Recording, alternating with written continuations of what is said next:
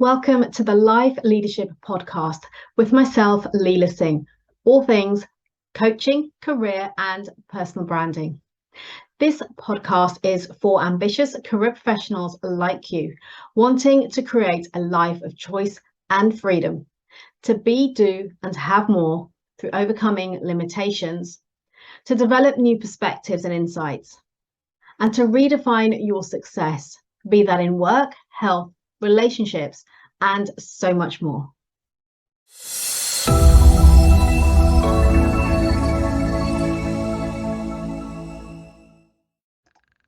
Hi there, good morning, good afternoon, good evening, wherever you are in the world, and welcome to Live with Leila. My name is Leila Singh, and I'm a leadership, career, and life coach. And I work with career professionals, typically, but not always, in the technology industry, who are looking to overcome their limitations so that they can uncover their true potential and create new possibilities, both in their life and in their career. This is what I call life leadership. So I'm going to dive straight into today's topic. And the subject or the question is, what is your unique value proposition? So the question to ask yourself is, how often have you stopped to consider the value of what you bring to the table? What is the value that you are bringing to your role, to your team, to your wider organization? In other words, your competitive advantage. Why should you be hired or promoted over somebody else? In other words, why do you stand out? What makes you stand out from the people around you so that you should be hired, you should be approached for great opportunities, you're top of mind for the decision makers, the hiring managers, the recruitment consultants and so forth, so that they have you top of mind because you have that competitive advantage, because you're standing out from the crowd. What is it that has people gravitate towards you, to work with you, to hire you, to promote you? These are the questions to be considering, to evaluate upon, and to really think about if you are somebody looking to advance your career, to move up the career ladder, then you want to be creating a strong competitive advantage. Why? Because this will make it far easier for you to be approached for opportunities, to be top of mind to those decision makers. And even if you approach somebody yourself and put yourself forward for a promotion or for a new opportunity, that based on your competitive advantage and the conversations that you have and the interviews that you go through, that you will stand out from the crowd. How does that sound? Is that a great place to be? Let me know in the comments. So what I'd like to do today is to share with you 3 steps towards building your unique value proposition, because you might be thinking, well, I don't even know what that is. What does it look like? What does it mean? So that's what I'm here to share with you today. So the question to start with for yourself when you're thinking about this is, why me? Why should somebody hire me? Why should somebody promote me?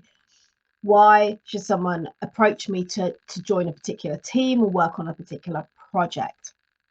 And there's 3 areas, as I said, that I believe if you work through these and build these out, this will be the foundations of your unique value proposition, which you can then bring into conversations with those decision makers. So what are those 3 areas? What are the 3 pillars, let's call them, to building your unique value proposition? The first one is relevance. In other words, how are you relevant to the team, to the organization, to the problem the business is seeking to solve? The question that decision maker might be considering is, what are the benefits to me of hiring you? Why should I bring you on board into this team? Are you the right person for our organization? So when you think about the relevance, you want to start by building out your value proposition around your relevance. How can you do this? Get a pen and paper, a notebook, or on your laptop and start making some notes. And this is not a one-off exercise. This is something you will revisit. It will evolve over time as you gain more experience, you do new things. So it's something to start today so that you can build upon it over time. What are the aspects within this pillar of relevance? Well, think about, what are your skills? What are the skills that you actually bring to the table in your current role? And how are they relevant to the next level, to the next opportunity that you're seeking? What is your expertise? Perhaps you're very niched in terms of the role or the work that you've done over the years. So what is that niche? What is that specific area of expertise? What is your biggest strength? What is the talent that you bring that people recognize you for, that they come to you to ask for help for? What is the biggest problem that you can solve? These are all the questions I invite you to ask yourself in order to build out your relevance. Think as well about the training that you've had. What training have you had over the years? So not only your education and your qualifications, but any additional training as well. For example, you might have had specific tech related training. Perhaps it's about programming or coding or project management. Perhaps you've got a finance qualification. Maybe you've had some training on presentation skills. You've got qualifications within HR, within communication, with people management, leadership skills. Think about all of the training that you've done throughout your career until today and write them all down. And then look at those trainings and ask yourself, what were my biggest 3 learnings or takeaways from each of those trainings that I've had? Why am I asking you to do this? Because it will help you to then talk about the benefits of having done the training. If you're speaking to someone in an interview and you start telling them about presentation skills training that you've had, well, that's great, but actually what have you gained from that? What have you learned from that? How have you then implemented it and ingrained it within how you're showing up when you deliver a presentation? And we'll come on to that in a little bit more detail shortly when we start looking at evidence to back all of this up. So think about, broadly speaking, all the trainings that you've been in, and it might even be training within the organization about a new product or a new service or a new business arm. Perhaps there was an acquisition and you've had not formal training, but it might be an event where you're provided with an in-depth understanding of what that business provides, their service, their product, how it integrates with the wider business. All of this is training, it's learning, it's skills. So think about all of this at a broad level. What do you have to bring to the table? It's not only your experience, which is the last thing I was going to mention. Think about the experience you've had in terms of the industries that you've worked in, the types of roles that you've had. Think about who you've reported to and how that has differed over time, whether it's a team leader, a manager. What's a different experience you've had? Maybe you've had people that you've had to support. You've been a team leader. Perhaps you're already a manager of people. Think about all of that experience. Also consider the challenges that you have dealt with. What are the challenges that you've had in your job that you've overcome? How did you overcome them? Because this again is going to help you with creating the evidence that you want to share in a conversation when you're talking about your unique value proposition. So relevance. How are you relevant to the business, to the problem they need to solve, to the new company that you may be considering putting yourself forward for, or to the other team that you want to move across to, or the next level up? You want to really spend time on this. This is not a 5-minute exercise, and you might find that you want to revisit it and spend maybe 20 minutes, half an hour a day curating this and putting it together and adding to it, coming back each day and just revisiting it and reflecting on these various components that I have shared with you. So that's the first aspect. That's the first pillar of this UVP, is your relevance. What have you got to bring to the table? The second pillar is differentiation. So what do I mean by that? What I mean is, what is your differentiator? What is your competitive advantage?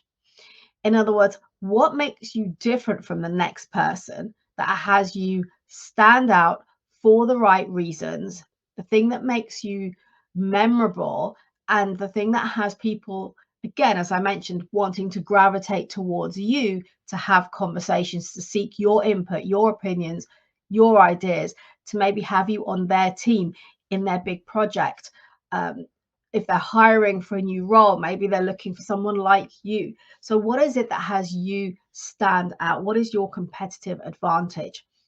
And if we look at the components of this, I'm going to share 3 with you that are probably the easiest and the biggest ones to focus on. So the first thing is, in the roles that you've had and the experience you've had over the years, where have you set the benchmark? Where have you over delivered on something and really stood out amongst the team? Have you over delivered on something where you've gone over and above your responsibilities to help to solve a problem, to make something work within the business? Where perhaps if you set a benchmark, maybe there was a piece of work that a number of you had to do, and your approach to yours, the way that you delivered it or presented it, stood out, and you got really positive feedback. So you've almost set a benchmark for other people. Where have you maybe done that at some point in your career? Where do you lead by example? What is it you're doing differently to lead?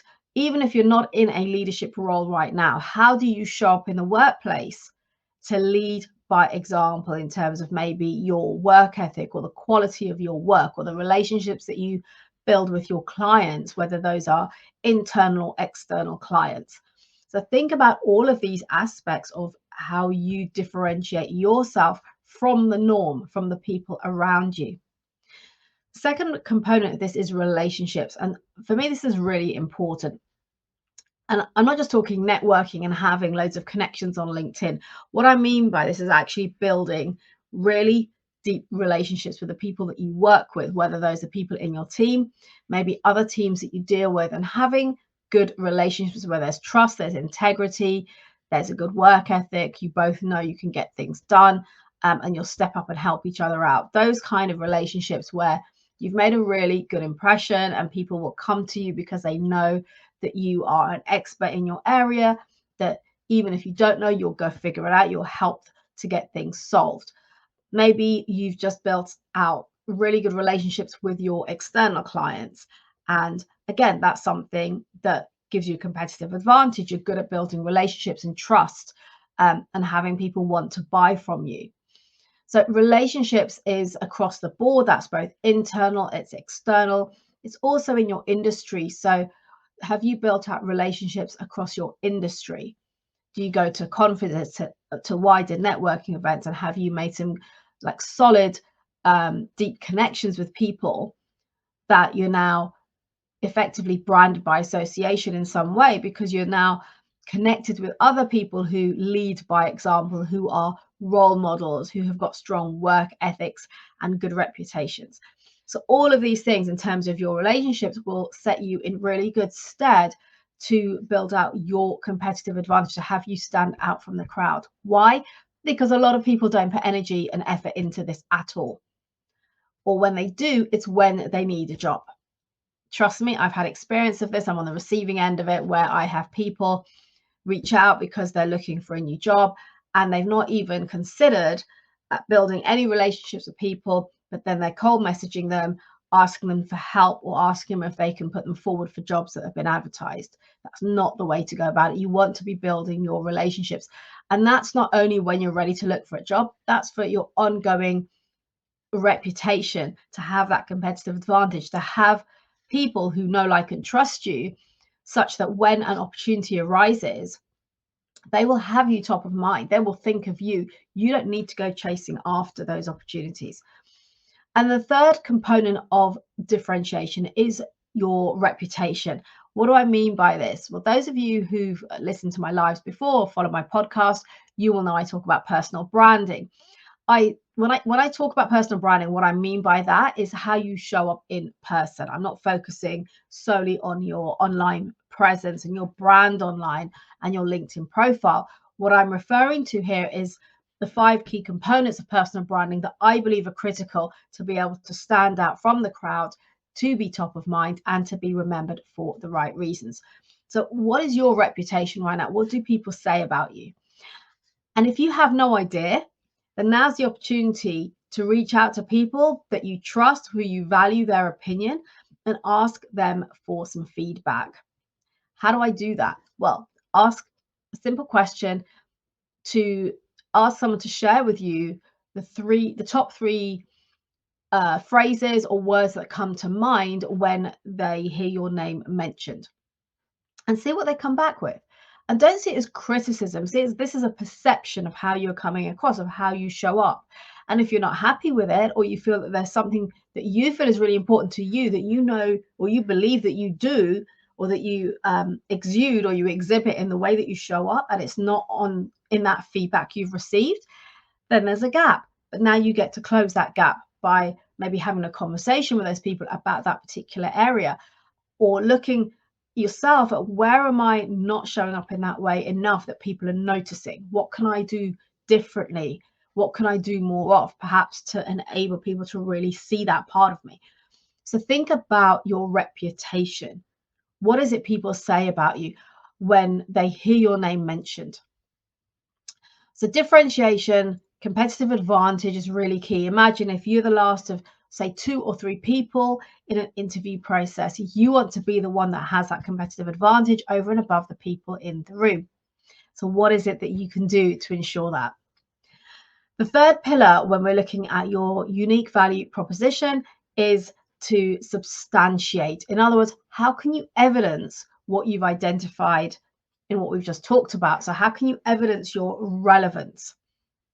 Thinking about your skills, your expertise, your experience, the strengths that you've got, what really lights you up, what energizes you, what you're so good at that you can do it with your eyes closed and you want to keep doing, right? What about the training that you've had? So you want to be able to evidence that in some way, and the benefit of that, rather than just reading off a list. You want to be able to talk about how you've utilized that, you've leveraged that to be able to deliver value within your job, within a team, within the wider business. So you want to look at your experience across the board in all the roles that you've had over the years, the accomplishments that you've got, whatever they might look like. It might be a big achievement in your sales role. It might be a huge project that you've worked on, a client that you've worked with where you got incredible feedback from them. They were pleased with what you did and the relationship you've built with them. Possibly it could be feedback from a colleague, somebody internally, where you've submitted a piece of work or a report and you've received really good feedback. So think about all of these areas which are evidence for you of your relevance, of your accomplishments, your achievements, and supporting the value that you say you can bring to the table. You might have testimonials. People put testimonials on LinkedIn for other people, so maybe you've got some of those. Maybe when you've had your review at year end and you look at the feedback from a previous manager and it's really positive, you could leverage that again in a future conversation. And of course, there are referrals. That could be internal to your organization or external, where people have referred you, whether that is for a job, maybe to speak to about a problem that needs solving and they can't find somebody to help them. So think again, laterally, broadly, think outside the box of all of the evidence that you have stacked up over the years that you can leverage upon now and draw upon to be able to support, one, your relevance, and two, your differentiation. In other words, your competitive advantage. What is it that has you stand out? So I really hope this has been helpful for you. Any questions, of course, pop them in the comments. I will come back and answer them for you. Quickly to recap, if you're looking to build out your unique value proposition, what is it that has you stand out from the crowd? What is your competitive advantage? What will have people drawn to you because they want to hire you, they want to promote you, they want to work with you? There are 3 key areas that you want to focus on in terms of building up your unique value proposition. And just to recap quickly, there are 3. The first one is relevance. So what are the benefits of somebody bringing you into their team, to hiring you, to promoting you? What is the value that you bring to the table? Number 2, differentiation. What is your competitive advantage? How do you stand out over and above your peers, your colleagues? And thirdly, how do you substantiate your relevance and your differentiation? In other words, what is your evidence that you can bring in terms of sharing examples of what you've done, with whether that's utilizing your skills and your experience or training that you've had? How have you created value from that and brought that into the business? Those are your 3 areas. Start working on that today. Let me know how you're getting on. As I said, any questions on any of this, please do reach out and let me know. Just tag me in the comments below or DM me, and I'll be more than happy to have a conversation with you about this. Until next time, remember to elevate your performance, maximize your potential, and create new possibilities by showing up as the best version of yourself.